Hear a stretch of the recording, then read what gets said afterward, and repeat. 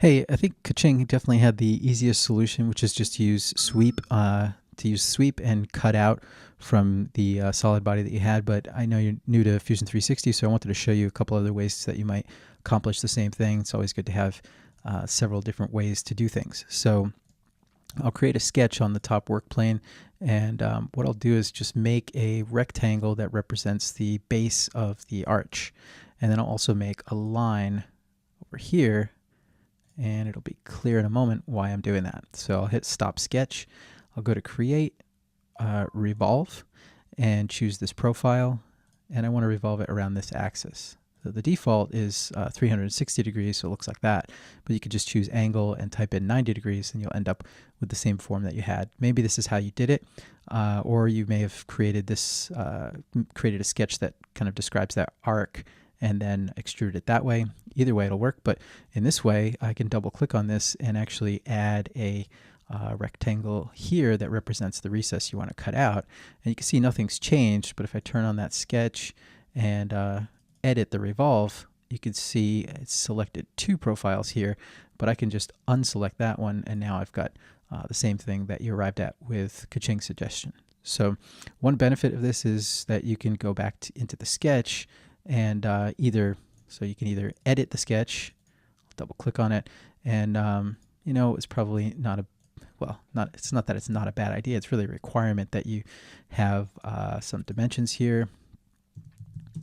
So I'll try and kind of get this a little more organized.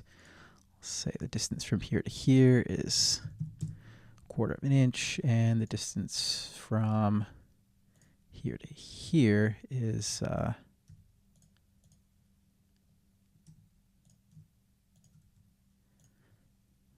1 inch, and or less. Looks a little weird. And then critically, I would have this dimension. So I'm going to put in 2 inches here. When I stop sketch, you can see that's hasn't changed too much, but if I edit this and change, for example, the dimension here, so it's now 0.05, I'll end up with a much smaller recess. And even better than this is you can just go to the sketch, right click, and hit show dimension, and you can actually change it right here inside the sketch. So outside of the sketch. So I can change this value to be 0.5, and I've got a different shape. So I think this is maybe a way to kind of have everything controlled from the sketch, which I might prefer over the other solution or not.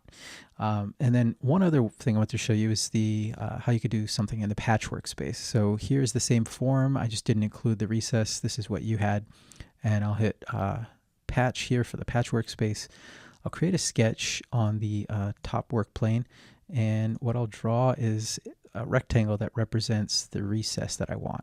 I'll hit stop sketch, and there may be a better workflow for this, but it's a little awkward always for me to do this. But I'll go to sketch, project, and I want to project to surface. So what I want is to take that rectangle and project it onto the top face of this solid body. So I'll hit project to surface, and it's asking me for a sketch in which these projected sketch curves will reside.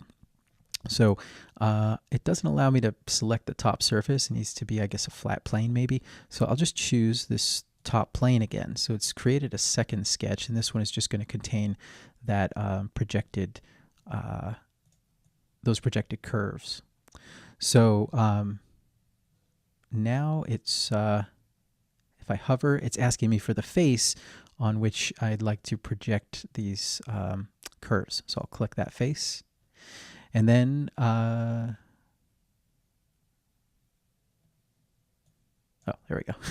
And then I need to select the curves that I want to project. So you can see there's some errors there in the lower right. I'll still select the 4 curves that I'm interested in, but I'll change this to a long vector, and now you can see it works. So I'll hit OK, and this doesn't do too much. It would be nice if you could just select this as a profile and extrude it downward, but it doesn't quite work that way. So that's where everything I've done so far you could have done in the model workspace, but the part that has to do with the patches is what's coming up next. So I can create a patch, and the way that I can do that is use these 4 curves.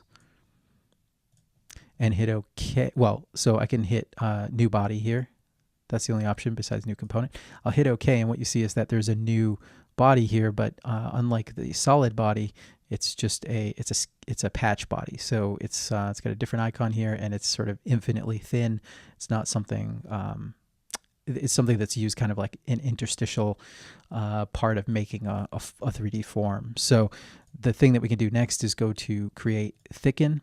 I'll click on that patch body that I just made and thicken it to whatever dimension I want. Instead of making a new body, I can choose cut, and you can see it's cutting into the other solid body. Hit OK, and there we go. We've got the same thing. So you still have this other body here. You also have a thicken, so you could go back to the thicken. You could either have a parameter in here, or you could just change this number. So all of these ways are allow you to go back and change it. They're all parametric. They can all use parameters for these under the change parameters command, or I think probably the most direct one is the first example I showed, where you can use the sketch and just change numbers and change the shape. So anyway, there's a couple more ways to do it. Hopefully all that helps. Good luck.